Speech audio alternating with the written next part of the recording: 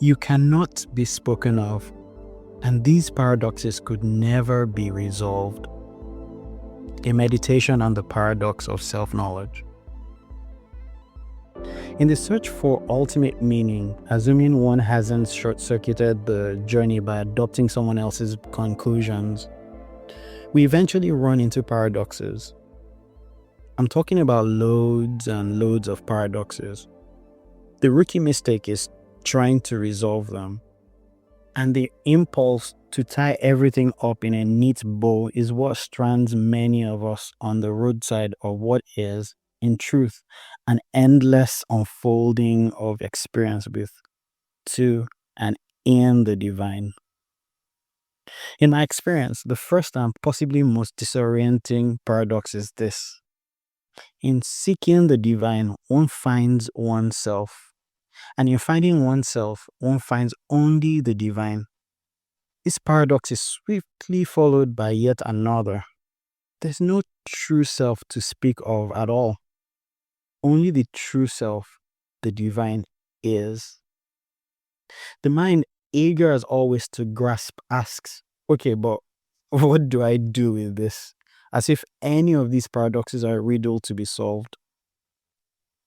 When I first set out on this spiritual path, I thought the goal was to arrive at some sustained transcendental high, a kind of perpetual bliss state. I figured enlightenment meant I'd float through life invincible and practically divine in a way that would finally leave my humanity behind. But of course, the next paradox came crashing in. I realized that to be fully divine is to be fully human. And to be fully human is to wear the divine completely. To add to this was the realization that there is no darn bypassing of emotional spectrum.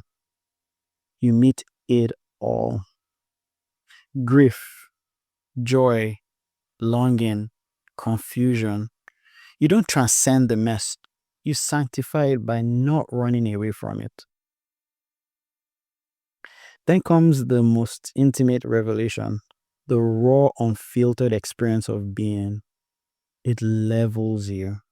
You realize sincerely, not intellectually, that you know absolutely nothing about anything. You see, we're trained to know objects, to collect facts, to gain understanding. Years of school, books, labels, structures, names, all of what we have collectively been told to memorize, to use to navigate all of our experiences. We have relied on these labels and relied on knowledge of objects that we have no idea what it is to go beyond identification with objects, to go beyond the use of objects. But now, standing face to face with being itself, none of knowledge holds. Nothing remains to be known except the one thing we avoid all along, self-knowledge. Self-knowledge, the clear seeing of the divine, could never be described, could never be taught, could never even be experienced. For it to be experienced, the self has to be projected onto a screen, observed, annotated, described, or examined. But the self is not an object. It is what is left after objectification drops.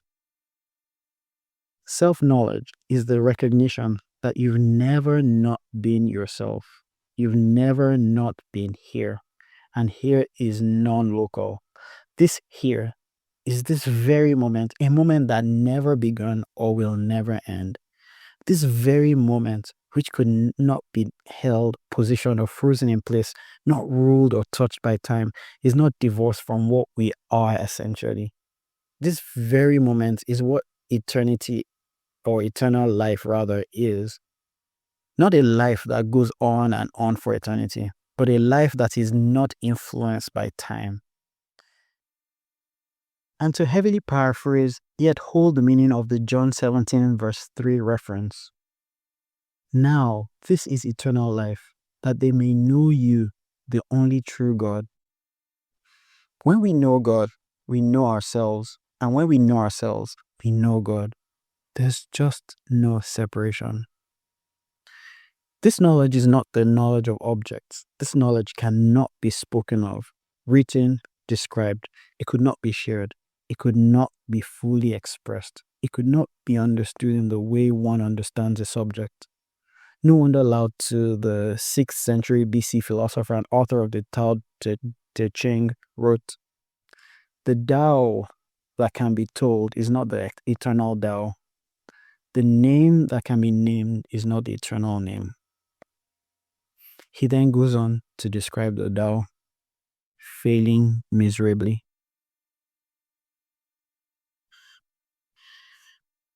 Meditation, the divine as your own being.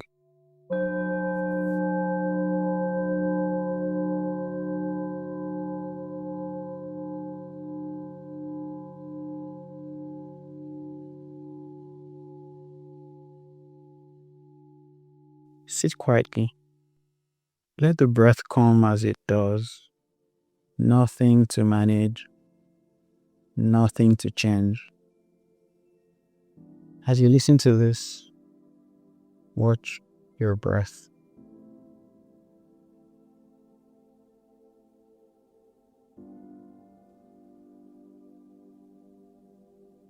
Now become aware of the fact that you are. Stay there for a minute or two.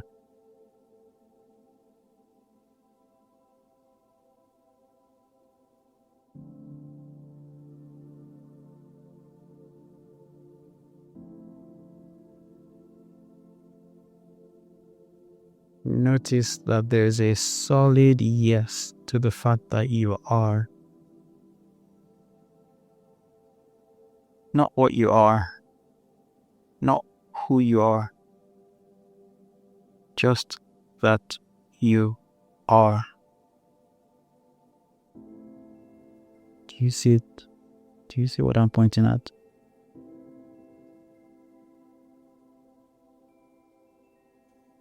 Notice how obvious it is that you are. You don't need proof. You don't need belief. You don't need to remember your name.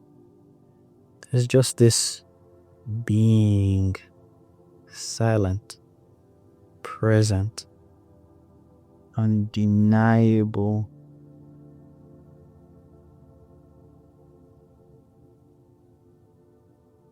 Let the mind do whatever it wants for now.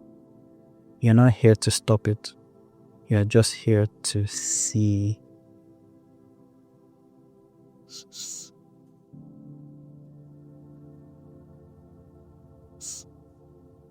Now, ask gently and with no strain, who is it that is aware right now? Don't answer. Just wait. Listen.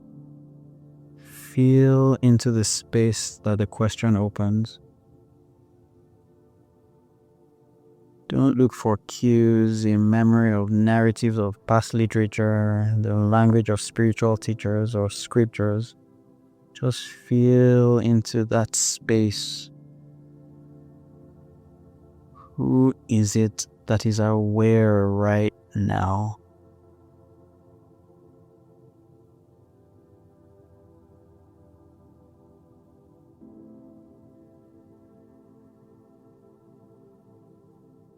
Now drop even the question. What remains? There's no need to go forward or backward, no higher states to reach, no better version of you to become. Everything that appears, whether it's thoughts, sensations, or moods, they're just like the weather. An object that passes through, that moves through. Don't even try to see it. Let it reveal itself to you.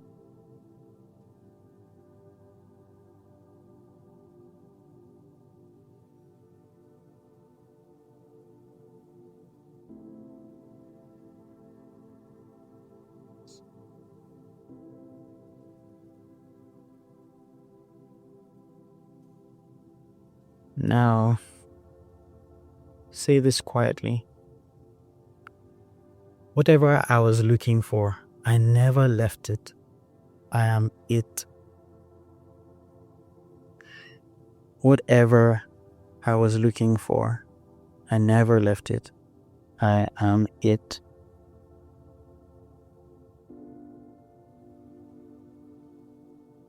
Let that sink in as a recognition. It's subtle and still. It's without fanfare. And if resistance shows up, perhaps confusion, doubt, emotion, welcome all of it. This too is part of the divine wearing your face. Let it all be here. Nothing is outside of it. Nothing is inside of it. You are not on the way. You are the way.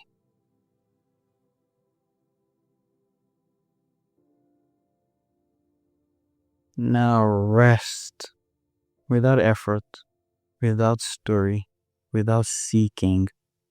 Just rest in being.